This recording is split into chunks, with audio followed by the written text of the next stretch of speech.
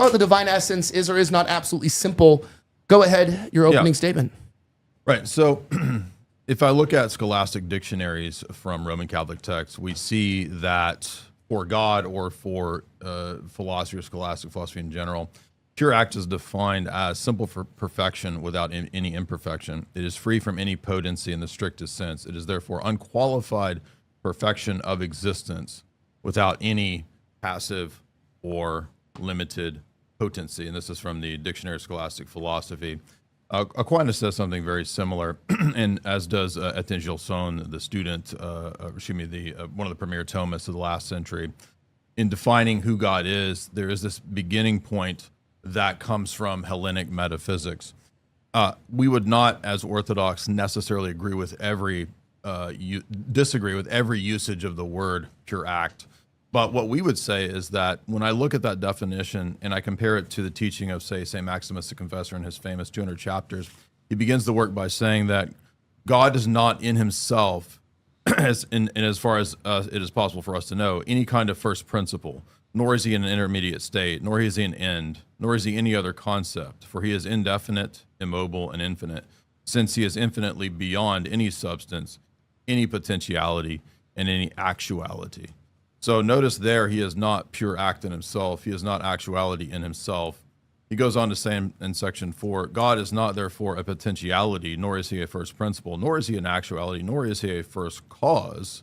And he's citing from Aristotelian categories and definitions there. He goes on to say, though, that in another sense, we can call God these things. And the reason for this is that for Orthodox theology, there's two very crucial key distinctions, or ways that we name God that are distinct. We name God first in terms of the intra-Trinitarian life, or God in himself. And in that way, we do not positively predicate of the divine essence.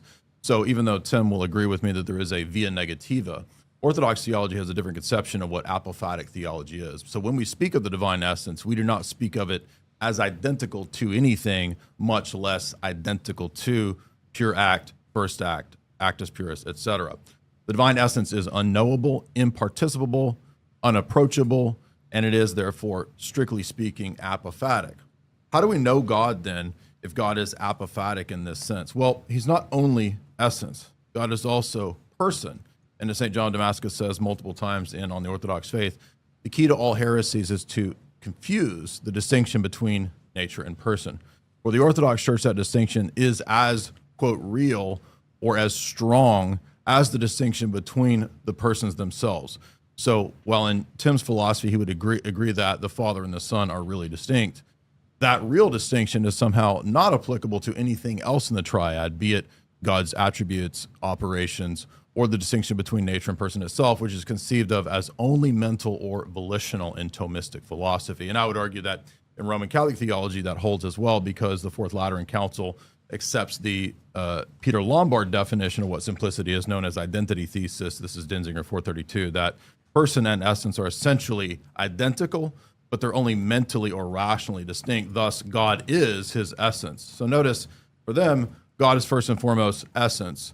But the Orthodox position is very different, and Maximus goes on to describe the way that we do speak of God in positive cataphatic categories, and that is because the energies are positive and known to us. Those energies are his operations. Where does this come from? Is this something that the medieval Byzantines made up? They just came up with this idea that energies are these things that God has that are other than him, and they're these other deities, these polytheistic parts of God. Absolutely not. In fact, we would argue that the only way to have divine simplicity consistently is to adhere to the divine simplicity of God, yes, but also that his operations are really there and really different from him. How do I know that? The Cappadocians made a classic analogy for how this is the case by looking at the difference between a man, his nature, and the work of nature and the product of nature. Allow me to quote St. John of Damascus briefly here for that specific distinction. John Damascus says that, observe that energy, capacity of energy, and product of energy, and the agent of the energy are all different. For the Orthodox Church, we call these things the difference between nature, person, will, essence, and operation or energy, and the effect of that energy. Energy is the efficient and essential activity of the nature. So notice, that's the first statement from John Damascus. The same statement is made by St. Maximus in his Ad Thalassios 63. He says that God's supernatural energy is the identical energy that the Father, the Son, and the Spirit possess, that also the saints are deified by.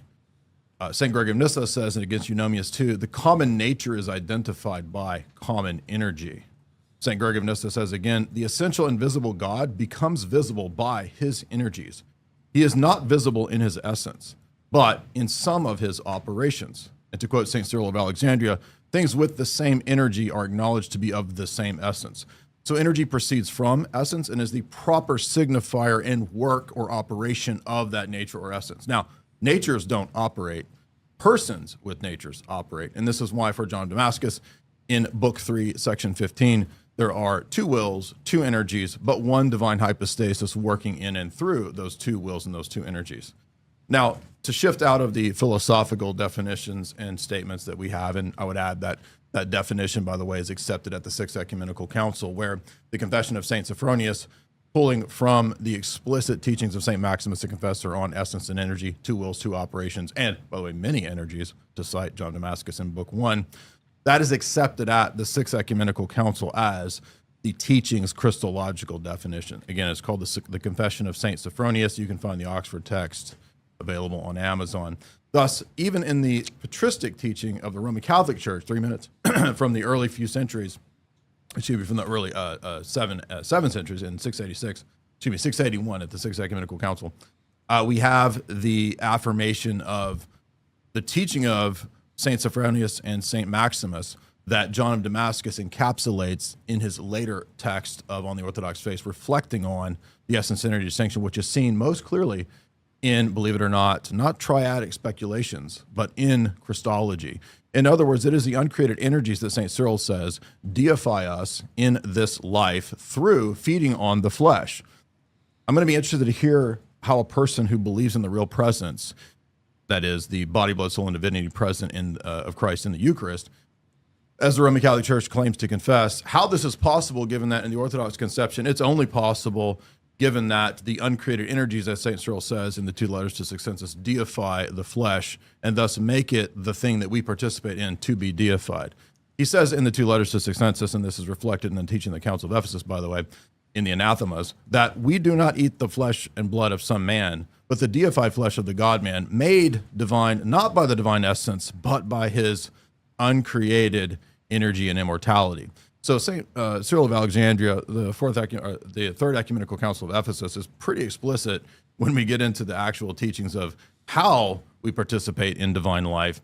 On the other hand, in the Roman Catholic Church, if I read from the teaching of Ludwig Ott says that the grace that we receive in the Roman Catholic Church, in their belief, sanctifying grace is a created supernatural gift, really distinct from God. In other words, the very thing that you are participating in, which, by the way, point number 1 says is a creation. Point number 5 says is a participation in the divine nature. I'm pretty sure the divine nature isn't a creature, so I don't know how we participate in God if the thing that we're participating in is a, quote, created gift, really different from God. Again, quotes from a famous Roman Catholic dogmatic manual. Lastly, I would say that there are a couple more examples that I think are very difficult for people who deny this distinction, particularly when it comes to what are called theophanies. Theophanies are manifestations of God in the Old Testament. I'll give you a few that I think are really problematic. How much time do we have? One?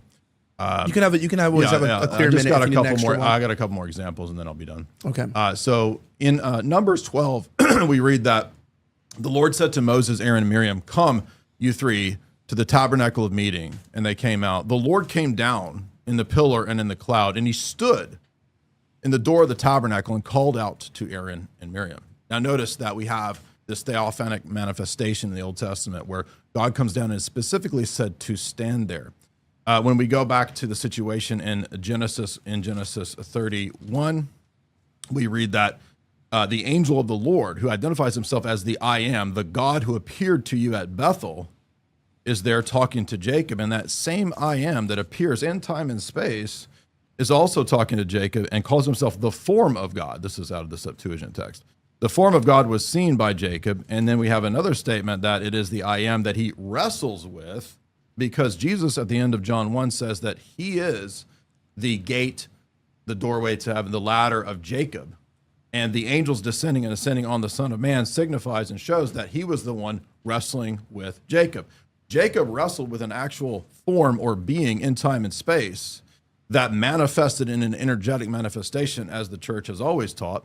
But after Thomism and after the Middle Ages, the Roman Catholic Church moved away from this and decided instead that these manifestations are rather created images, holograms, angels, etc., whatever imagery you want to use. They're not the uncreated energies of God in time and space. Why? Well, because of divine simplicity. It's not possible for God to be present in time and space in these ways, because God would then undergo change. But I want to remind them, as I close on this point, that this theophany argument is actually the basis and the predication, the presupposition for the doctrine of the incarnation. It is not the divine essence that became incarnate. It is the second person who, according to Philippians 2, willfully limited himself to step into time and space in a mode of being that the Father and the Son did not enter into. So the reductionist actus purist position will undercut not just theophanies and the real manifestations of the glory of God in time and space. Leviticus 9 says it's the glory of God that appeared. God's glory is not a creature, John 17. Thus, this refutes the Roman Catholic simplicity position. You have 12 minutes on the clock. Go ahead.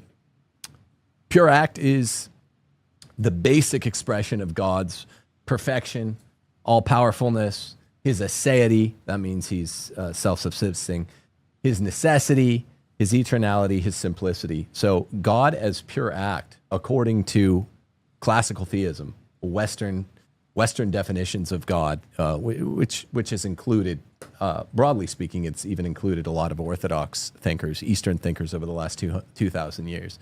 It is the most basic expression of who and what God is. So when you think pure act, because this is the term of pure metaphysics, think pure being. By pure being, we mean being without any becoming or potency mixed in.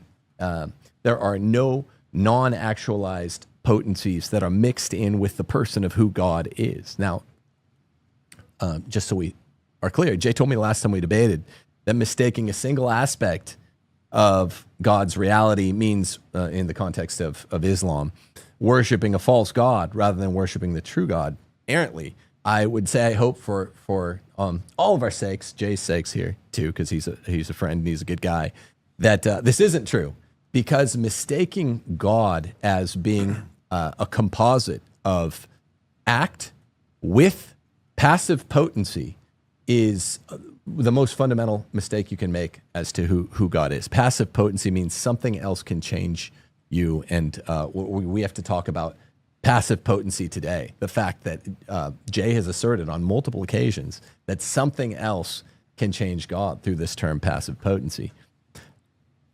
So there's some basics of classical theism. One, God cannot change. This is in Malachi 3:6. It's reflected in James 1:17.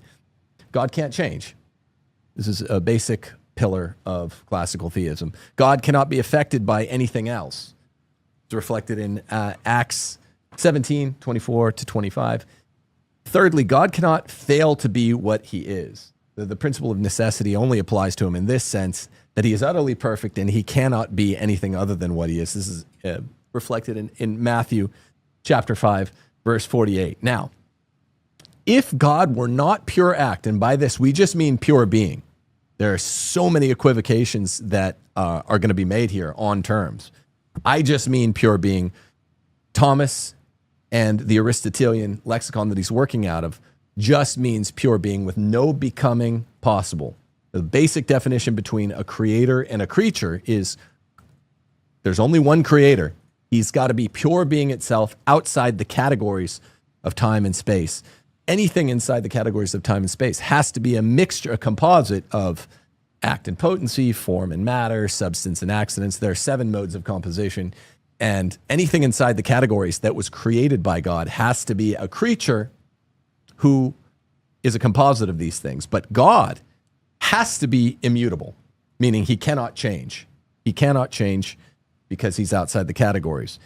He must be eternal, Nicaea actually anathematizes anyone who says that he's anything other than eternal, meaning there's no change in God, meaning God cannot exist prior to X and after X. That would earn one the anathematizations of Nicaea.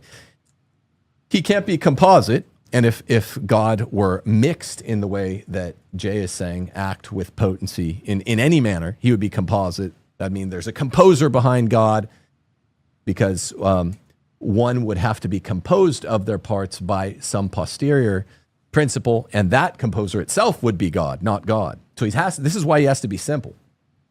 Passive potency means that something else can change God. This always implies temporality, so God would not be perfect. This is a complete and total rejection of all classical theism.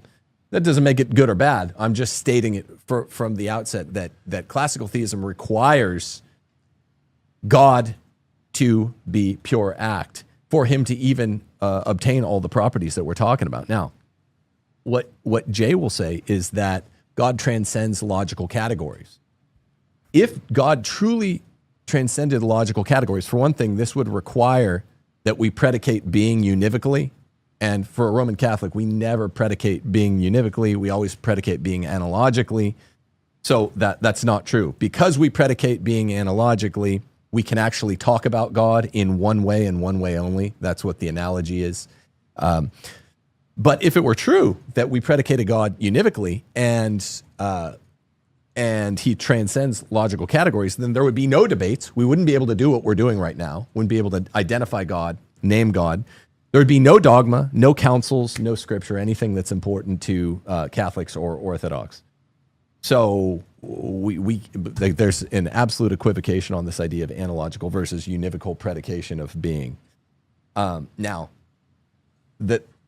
because there are so many different terms between the East and the West, I will say this.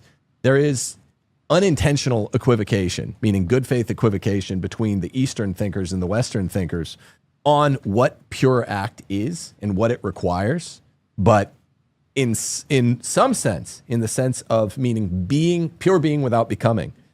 We have affirmations of one sense or another of pure being by even Eastern thinkers like Gregory of Nyssa, Maximus the Confessor, Athanasius, John Damascene, even Gregory Palamas, though he puts forward a kind of alternative theory, the hardline distinction between God's essence and energies.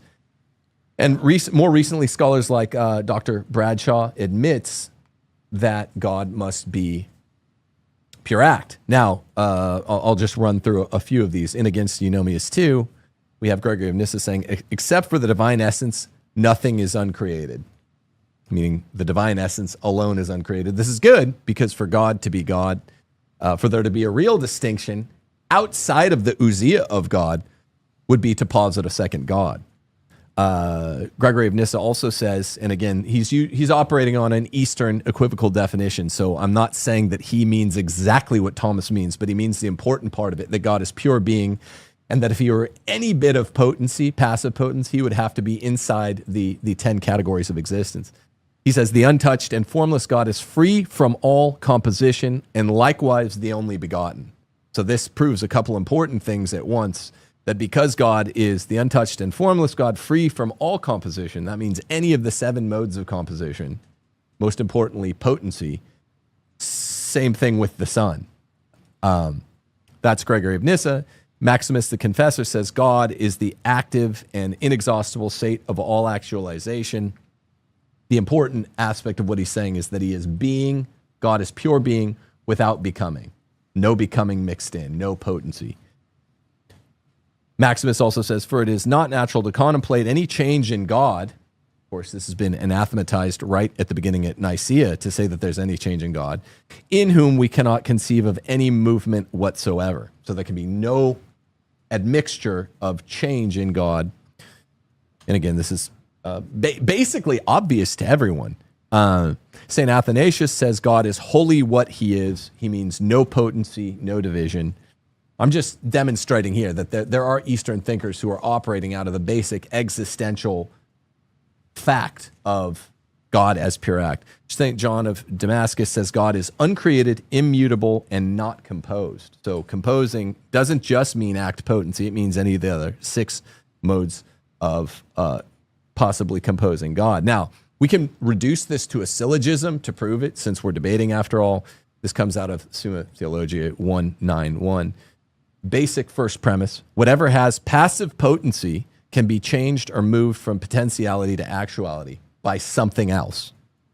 By definition, this is what passive potency is.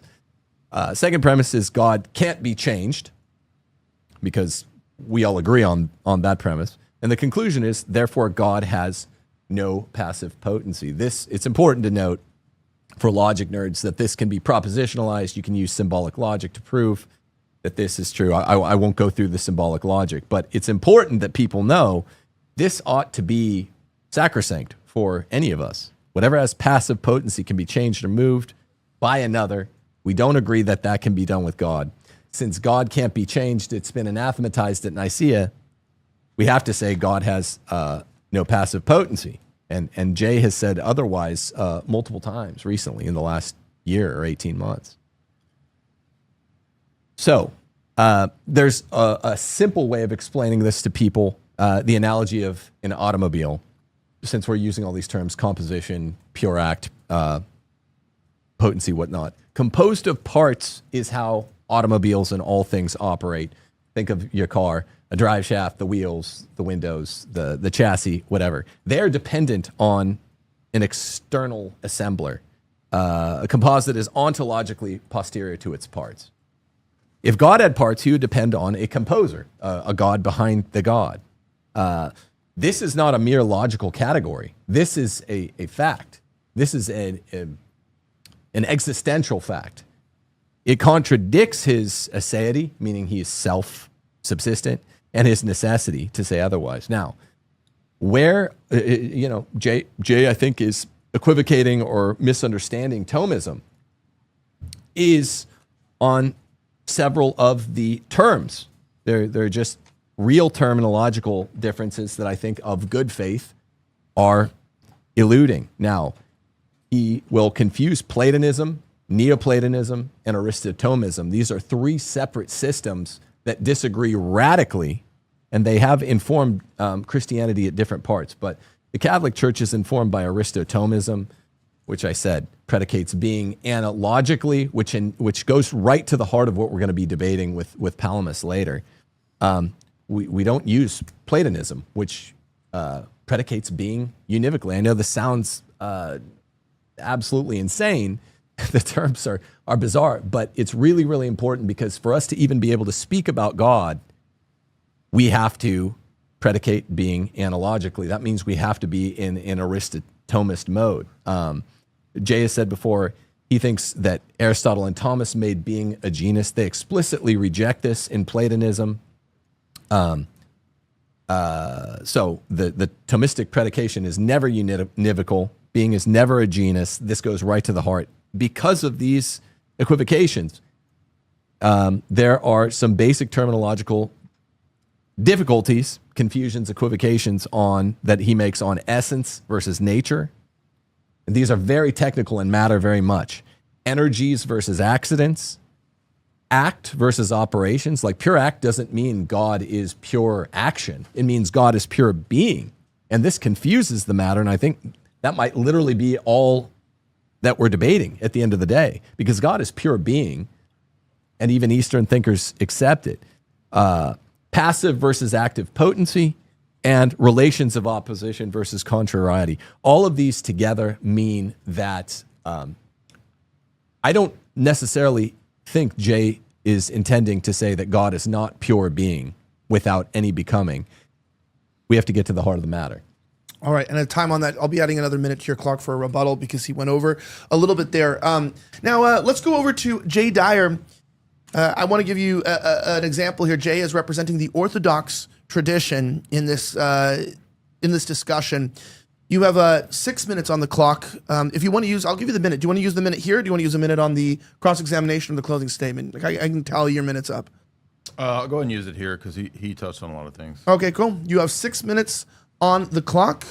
Your time starts now. All right, I'll work through this. So the first thing that he said that was a basic theological mistake was that he identified God and the divine essence with aseity. Of course, all the three persons have aseity or self-existence or are autotheos in that system if they are identical to the divine essence, except that he's not aware of Cappadocian theology nor the theology of Constantinople I, which accepted unanimously with explicit decree the necessity to follow the Cappadocian dictum that the Father is identified as autotheos. So to identify the divine essence as autotheos is actually to introduce the later Christological and Trinitarian heresy that the Calvinists introduced, that the Son and the Spirit are also thus autotheos because they share the same divine essence. So he's not aware of that. That's a classic theological problem. Next, I didn't say that God changed. He's confusing the idea of what Orthodox call reciprocity with the idea that God undergoes change. What we mean by that is that if you read the book of Amos, for example, God says he's going to destroy Israel. Amos comes and prays and says, Lord, please don't do this. And God says, because you prayed, I'm not going to destroy Israel. That does not mean that God that God undergoes change. It means that he has willingly condescended to engage in a creaturely reciprocity. That means that God is first and foremost a divine person, in particular the person of the Father or the monarchia of the Father, which is a crucial Orthodox doctrine upon which all of this is built, whether it's the essence, energy distinction, or any of these other distinctions. So no, it is not the case that creatures cause the divine essence to change or anything like that. In fact, I said that there's two ways that we can name God. I guess he didn't hear that, or he just wanted to do the quote mine from the Eastern Fathers, ignoring, by the way, all the places in those Eastern Fathers where they actually make the arguments against his position. For example, I specifically cited Maximus pointing out that the same energies that God possesses are the same energies that deify the saints, he says in Athanasius, which thus means that Trent is wrong when the Council of Trent says that we are justified in baptism by the righteousness, not that God has himself, but by the righteousness by which he makes us just. And again, to cite Nyssa again, common nature is identified by common energy. If you read On the Holy Spirit by St. Basil, you'll notice that the way that Basil proves the Holy Spirit is fully divine with the Father and the Son is because he possesses the exact same energy or operation, because energy and operation signify nature. Now, interesting, in the scriptures, when we read about the gifts of the Holy Spirit in the book of Corinthians, when Paul talks about the spiritual gifts, he calls them the gifts of the energeia of the Spirit, the energies of the Spirit. Tim could look at Strong's 1753 and he would see all the multiple uses throughout the New Testament, even places in the Septuagint, where energeia is used many times over. And that leads me to the other issue he doesn't seem to be aware of in scholarship, which is if he could read Michael Rene Barnes' book, Dunamis, in Greg of Nyssa, where there's this idea of this discussion of the power of God. And this is the Cappadocian dictum to utilize first and second actuality to help explain how it's possible for God to create and yet to be perfect and to not undergo change. So to say that God possesses first and second act and that he doesn't always actualize all of his powers does not imply any imperfection in deity, and rather it implies God has free will. If I was a Thomist or a Roman Catholic and I identified the act of creating with the divine essence as they do and with divine providence, then there's a necessary creation and a necessary providence and a necessary world that occurs because those things are isomorphically identical. This is called the modal collapse argument. So that also refutes Tim's reductionist position. People could look at Radigowitz's famous Oxford thesis on simplicity in the Cappadocians. Moving on, he noted that as he went through his quote mine of the Eastern Church Fathers, he sort of tried to fit this into a Aristotomist scheme. Well, if he was able to look into the scholarship on the Cappadocians and the transition from the Cappadocians into Cyril and Maximus and John Damascus in a very, very recent, very well-known text by Johann Zachhuber called The Rise of Christian Theology and Ancient Metaphysics, he would know that the Cappadocians were not working with a two-tiered cause-effect Aristotelian scheme. They're working more so with a Neoplatonic scheme. I'm not advocating for Neoplatonism. I'm saying that when the Neoplatonic philosophy is used by the Cappadocians, and thus that model and that tendency to speak that way is accepted, particularly at Constantinople I, which, by the way, is called, closed, and had out of communion with Rome, which is the council that defines the Trinity. It has nothing to do with Aristotomism. And so this is a kind of a revisionist, anachronistic approach where they will take things and reread the Thomistic positions into quote mines from the Church Fathers, because as I noted, as Gregory of Nyssa says, the invisible God becomes visible by his energies. He is not seen or known in his essence, but in his operations. And that's from On the Beatitudes, section 4. So divine energies are what come down to us. It is not the mere created effects, but the actual participation in the attributes, energies, and life of God. That's not a created thing. Jesus says in John 17, he came to give us a share in the glory that he had with the Father before the foundation of the world. Thus, it is a real participation in uncreated glory. God's glory is not a creature. The glory in the grace itself is what we partake of. So he says that I engage in univocal predication. I never made an argument that human terms or conceptions are univocal to the attributes. In fact, I would agree with analogical predication. It's just that the analogies do not match up to the divine essence. They match up to the energies. Hence, Basil says in letter 234, what God's essence is we do not know, but rather it is his energies, his operations that come down to us, exactly what Nyssa says. Jay Dyer, that was the rebuttal. Now, obviously, you can both rebuttal his opening statement and his rebuttal here, a few of his points. You are going to have 5 minutes on the clock. Please, with the rebuttal, try to keep it within the direct timing. If we're on halftime, you have an extra 30 seconds bleed. Go ahead, Timothy. In Strong's, since Jay cited it, energeia in Paul means God's activity and grace. Specifically not a metaphysical part of God distinct from his essence. This would refute the entire position. The Catholic theology captures this through uncreated grace. That's our position. God himself at work in us. And it does all of this without dividing him into essence versus energies. So it sounded by that quote as if it was essence energies. Nothing of the sort. The Orthodox moved from a biblical usage of energeia, which again, I warned you there would be this equivocation time and time again, because energeia is a word in the Greek that's frequent here, to metaphysics. Energeia means something very, very different in the distinction between essence and energies. It's a strong extrapolation in Strong. I think the most important question that Jay frequently asks sincerely, I've heard him ask it sincerely many times. I'm not being facetious here. He'll ask, and this is really at the heart of the matter, why, if there's a real distinction between, if Catholics allow a real distinction between the three persons, why can't they abide a real distinction between the divine essence and the energies? Which is it's a fair question. The answer is ousiological, which means when we're looking at the single essence of God, the one thing which absolutely must be worshipped. This has been affirmed at Nicaea II. Worship is latria, worship proper to the divine essence alone. We are talking about God's one ousia. Real distinctions within that ousia can be made by what we've called relations of opposition between the three persons. Because in proper theology, the three persons are inside that divine essence, that ousia. This does not enable or rehabilitate or allow extra ousiological distinctions between God's essence and energies, because the entire point of the essence energies distinction is that there is a real distinction, and they don't have what we call virtual distinctions anyway. There's a real distinction between God's ousia and his energies, his operations. And they're uncreated, both. Whether you're talking philosophy or classical theology, anything that's uncreated is God.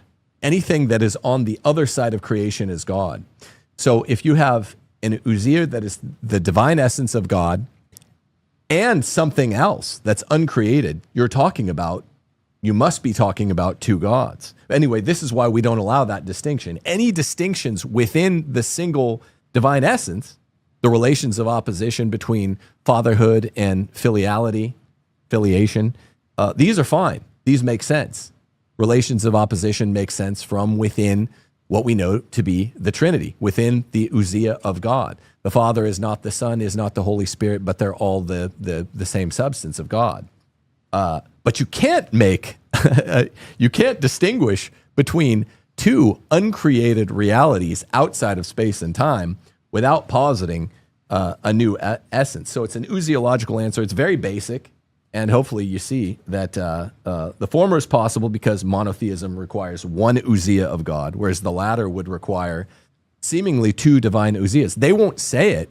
They won't say that the position is two divine ousias because it's one divine essence and then something else uncreated. But it's required. This necessarily follows. Incredible. So, in the midst of this, you actually are under time by 45 seconds. Can I? So if you want to keep going. Yeah, I would just say there's scriptural evidence against the essence energies distinction too. I'll jump into the Theophanies that Jay has been talking about.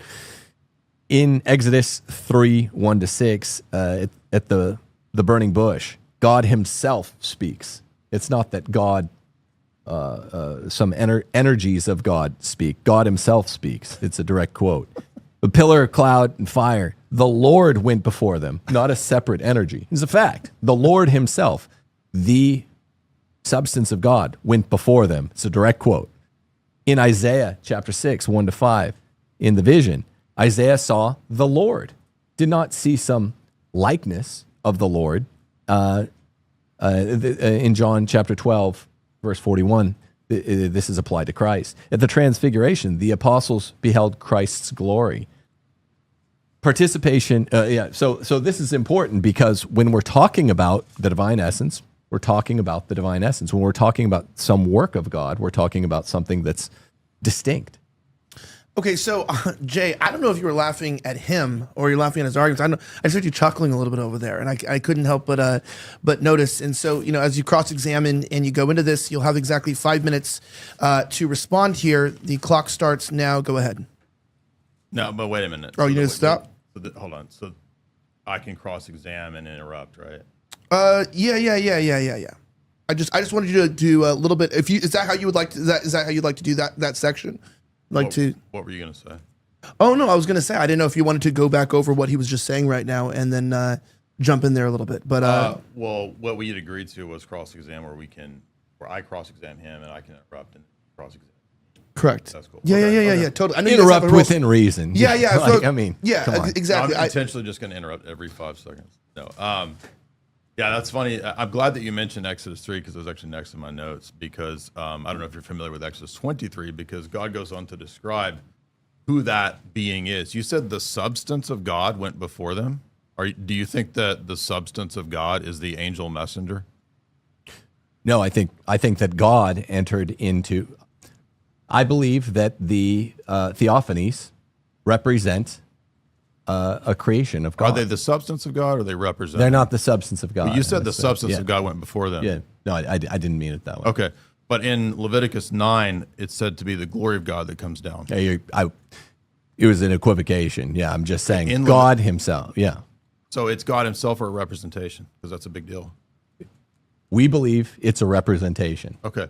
In Leviticus 9, what comes down in that theophany is called the glory of God. Mm-hmm. Is God's glory a creature? Yes.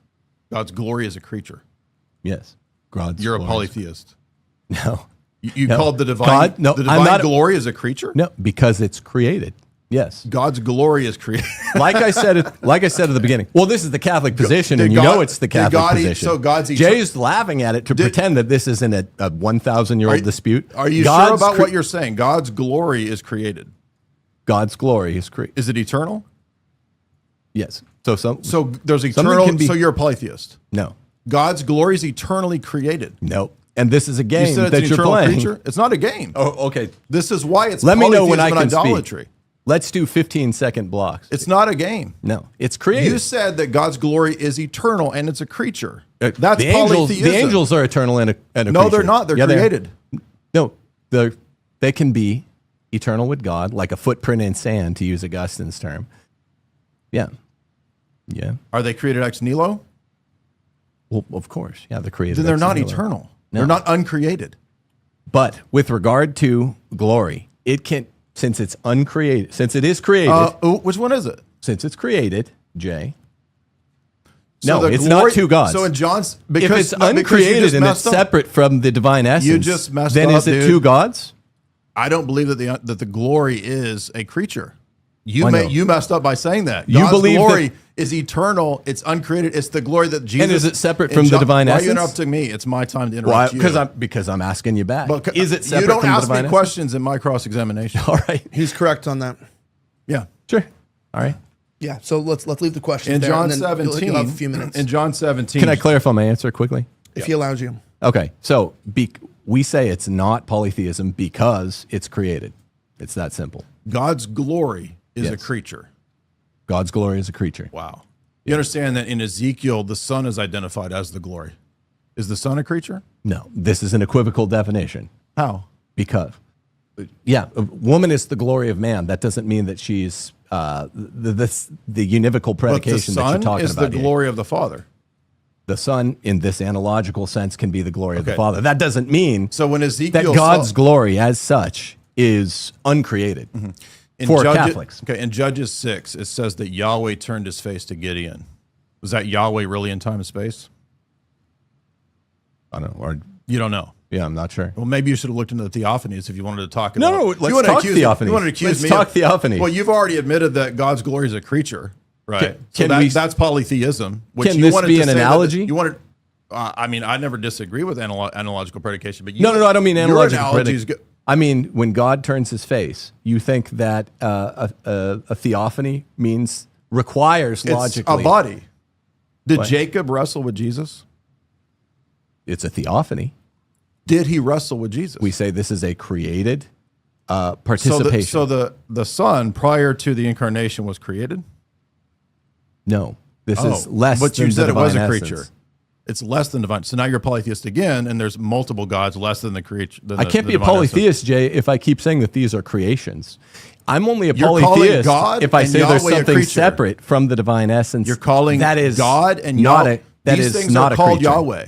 They're called Yahweh. That means they're not creatures. Yahweh's uncreated. His glory is uncreated because he had it forever in the triad, in a triadic relationship. You said God's glory is a creature. You just messed up big time. That's idolatry. I'm done.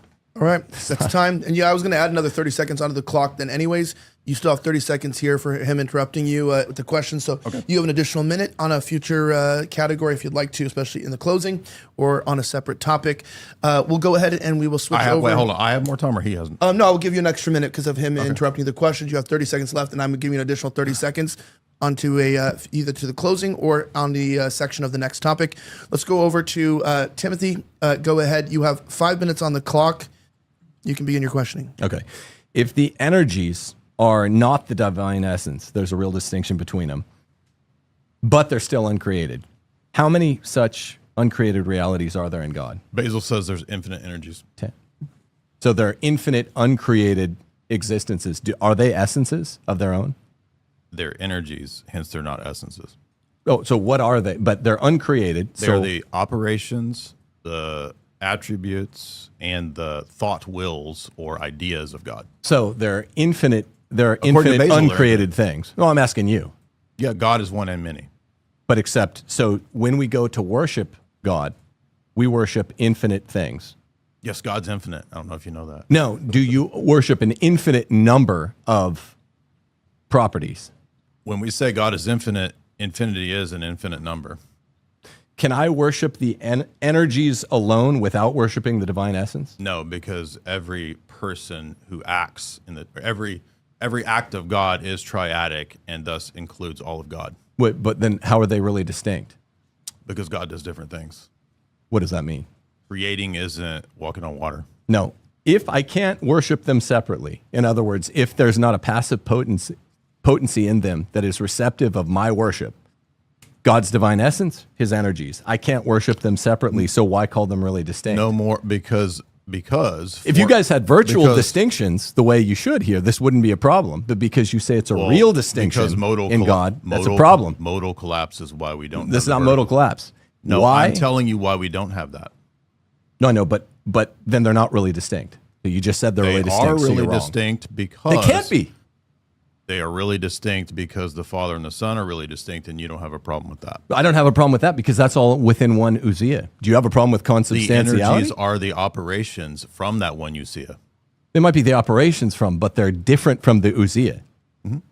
Distinction applies to the substance. You're with me, right? So like when we make a distinction about a thing, we're making a distinction about the substance itself. It's philosophy 101. Yeah? Yeah, sure. Okay. So that's why I asked, why can we call them really distinct when they're somehow outside the ousia, they're different from it, they're really distinct, they're not virtually distinct, but I mean, do you want to amend? Do you want the Cappadocian answer? I want your answer. Right. Well, I'm going to say what they say because I agree with them. They say that just as a person works, he's not identical to the work, and persons do different works. Okay, but that's a nonsense term. You can't say it's really I'm distinct, glad you but it's think not the distinct. Cappadocians are nonsense. That's fine. I'm just saying it doesn't work out Why? because when something is because. distinct, no, not because. When something is distinct ousiologically, that means that we would have to act upon it. It would receive passive potency. Is that from true us. about the persons? No, because they're the same. Do you think the persons aren't consubstantial?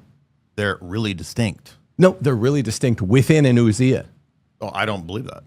You don't believe the persons No, of the because I believe Trinity the are monarch- within the same ousia. I don't start with the essence. I start with the Father's the monarchical doctrine. Wait, you don't believe that the three persons are I don't consubstantial? start with essentialism. I'm not asking where you started. You I are- asked, you do are. you think that the persons are consubstantial, yes or no? Of course, they're consubstantial. Okay. I don't So start with they're the not ousiologically distinct. That's all I'm saying. I don't have your metaphysics.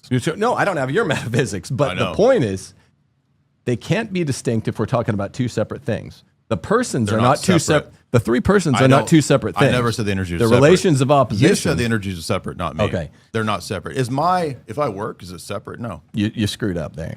No, I didn't. You're just saying I screwed up. Since I said the you energies. did. I never said separate. Wait, is it consubstantial or not? I said the persons are consubstantial, yes. The energies aren't consubstantial with the essence, though.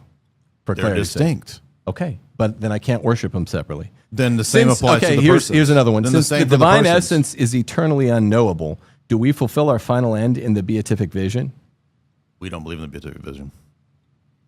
Because we believe in a What's the resurrection. purpose of life? Okay, when we look at you believe we see God in the end. We don't see God. That's not our We union see with God. the Is not, uncreated energies, and we have a body. So I don't believe in a Neoplatonic satiating of the intellect. You're a Platonist. I'm not a Platonist. On the beatific vision. No, doctrine. no. You know it's from Origin. No. Yes, it You is. have 20 It's from seconds, Plotinus Timothy. and Origin. So you don't believe that we can fulfill the purpose of life and see the divine essence ever, right. Nissa says no one sees the divine essence ever, even in the eschaton. even in the eschaton. Okay. I said we see the divine energies, as the Cappadocians say, we see the things around God, not his essence. What do you think the things around God are? If God has passive potency, explain to me how he can be immutable, eternal, perfect. You're on a I don't 30-second understand. bleed right now. You Divine- got 30 seconds max. The divine essence is unchanging, unalterable, but I don't reduce the persons and their actions to the essence, and so it's not a problem for me. And You're- thus, I answer with reciprocity. You're just saying there is a circular object said that's planar that can be orthogonal. I mean, explain No, it. divine revelation. Explain it then. Yeah. So If God can be changed with passive potency, I never explain said how he's that. immutable. I said that he condescends to have reciprocity identity. with creatures. That doesn't make sense. 10 I'm seconds. sorry you don't believe that prayer, right? God answers prayer. No, I believe That's that something can reciprocity. be acted upon, which you've said several times in your podcast. I never said the divine essence. Passive potency. How could he still be immutable? He has The to. divine essence doesn't change. God condescends to have reciprocal relationships with our prayers. That's what I said. All right, that's doesn't make time sense. there. I'm glad you don't think God answers prayer. So again, you have a pagan metaphysical system. All right, that's wasn't the time. question. All right, Jay, you're going to have 10 minutes on the clock. You do have an extra minute. Would you want to use it here or on a future topic? We'll save that. Okay. So Wait, you have, we're doing closing statements for each topic? well, that's the format that I was handed here, unless you'd like to do a closing statement overall. I thought we were doing overall, but I defer to you if you want to do. flexible. That's just based on That's how going much to time be you have. really. I'm just Wait, saying that'll be long. why don't we just do it? What Just do it- about brief? Yeah, why don't we just do Okay. a 3 minute Good. wrap up, because I think that's for a lot of us just a reminder, because this is an internet debate. While there are a lot of theologians, some people may have gotten lost in there. So maybe we'll keep to help us understand what your final statement was. You have 3 minutes on the clock. We'll make it brief, and we'll have a complete one at the end. Go ahead, Jay. Your time starts now. Yeah, I want to remind everybody that, again, I think if you are familiar with biblical theology, the patristic teaching, nobody believes that the glory of God is in any sense a creature or created. In fact, it is the uncreated immortality and light that Paul talks about at the end of Timothy, in which God eternally dwells. That uncreated light and glory was manifested in Matthew 17 on the Mount of Transfiguration through the human nature of Christ. And so it is precisely this crucial mistake that's made amongst the Catholic friends of ours, that they think that this in some way will violate these basic metaphysical principles. But in fact, we have a reverse system that we derive our theology first and our metaphysics second. This is what allowed the church fathers to be pretty fluid with the way that they appropriated the philosophy of their day. As the Zakuber book notes, the church fathers are able to, in some places, pull from Aristotelian logic texts, but for the most part, they utilize a lot of Neoplatonic argumentation, at least up until John Damascus, who then does use a lot more Aristotelian argumentation. So what that shows is that for us, it's not a question of Aristotle versus Plato, but rather divine revelation, as Father Florovsky says, which comes first and foremost. And that's why, for example, when Aquinas on De Veritate, when he talks about the section on divine simplicity, when he rejects John of Damascus's essence energy argument, which shows, by the way, that John of Damascus is actually making the same essence energy arguments that I'm making, which is precisely why they were present in all the Cappadocians, why it was present in St. Cyril, and it's even present in St. Athanasius himself. If you read Florovsky's essay on creation and creaturehood about the essence energy distinction in St. Athanasius even, you'll notice that Aquinas' rejection has nothing to do with what the actual patristic teaching is. In fact, he says, on the contrary, moreover, Rabbi Maimonides notes that the names of God do not signify intentions added to the substance of God, because every accident signifies an intention added to the substance of its subject. Therefore, the foregoing names do not signify an accident in God. We simply don't have the two-tiered metaphysical collapse structure that he has, which nobody in the first 700 years of the patristic teaching has either. So the attempt to categorize the energies as accidental or in some way parts or something like that was never an argument that I made, nor did any of the Eastern Church Fathers make it. And in fact, if you read the Disputation with Pyrrhus, which is the theology of St. Maximus that goes into the Confession of St. Sophronius, which is accepted at the Sixth Ecumenical Council, that whole treatise, it's about 100 pages, is a treatise utilizing all the same essence energy arguments that I make against the monothelite, monophysite position that is accepted in the Confession of St. Sophronius at the Sixth Ecumenical Council. And even Pope Agatho in his letter admits two wills and two energies in Christ. And so when Tim said that energeia means something very different in the Bible, it's not metaphysical, he then goes on to give this elaborate oosiological story about what it's all really meaning, doing the very opposite of what I'm doing, which is looking at the text when it says that Moses walked up on the mountain and God's glory was shown to him, his goodnesses, and by the way, it's plural there, the goodnesses of God are shown. And yet Jesus says in John 5, no one saw the Father at any time. Well, it's not the energies that are manifesting in time and space. It is the person of the Son, who is the face of the Father in time and space, and it is his energies that are manifesting. So he misunderstood, especially when he was talking about the angel of the Lord, who is obviously the person of Christ in time and space in these Theophanies. So I think that the Theophanies really clinches the whole argument. All right. It was 40 seconds over, but we'll give you the minute bleed. Go ahead. I'm going to put the same amount of time then that he had. Let me reset the clock. You'll have 4 minutes since he had 4. Go ahead, Timothy. Give us your closing statement on the topic here on the simplicity. You see the devastation to the EO position when you look at Scripture on the beatific vision. In 1 John, it says, we shall see him as he is. That would mean the divine essence at the end of time. Blessed are the pure in heart, for they shall see God. This is Matthew chapter 5, verse 8. They shall see God, not the works of God or the energeias of God. They will not see his energies. They will see God himself. This is the teleology of the good life. This is what we're promised. And they say otherwise. They say we will never see God in his essence. All we can ever see are the energeias of God, same as what we see on earth. It's absurd. If we never see God's essence, we never reach full union with him also. So this is really, really important to draw out. It's absolutely theologically and teleologically devastating. And it's a fatalistic worldview. Very, very important. Now, when Jay was asking me about glory and he was spitfiring questions at me, glory is a created reality. The way we experience it, the way we're talking about it, the way it's predicated analogically, it's glory in our soul, in our intellects, and our participation in it is created. And therefore, the way we interact with God's glory, again, this is a virtual distinction because it involves the way that we receive it and interact with it in the mode of the receiver, us, creatures. It's, of course, has to be created. A created glory has to interact with creatures. As it exists in God, it is uncreated. But we don't know glory from the side of God because glory from the side of God remains uncreated until the beatific vision.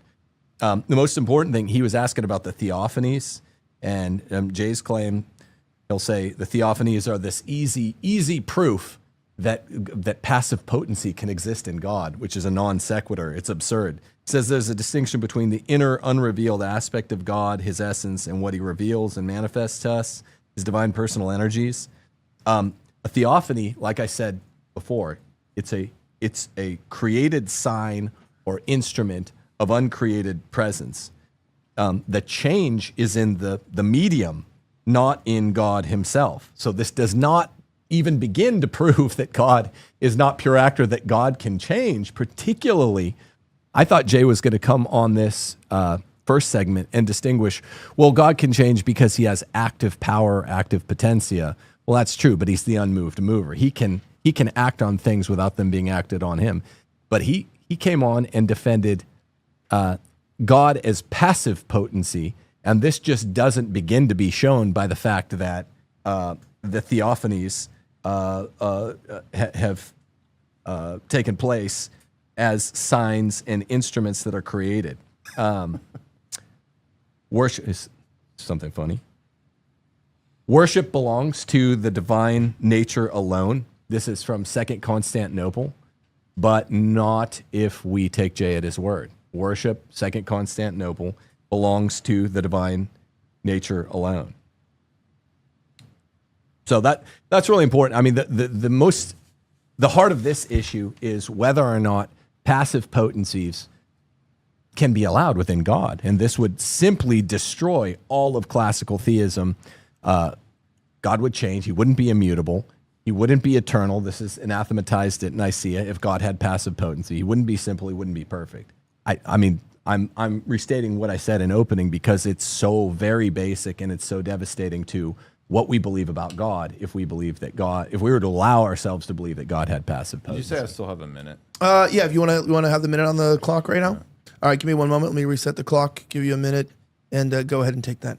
Yeah, I just want to address in this minute the fact that, I mean, he doesn't seem to be aware that the Theophanies are called God.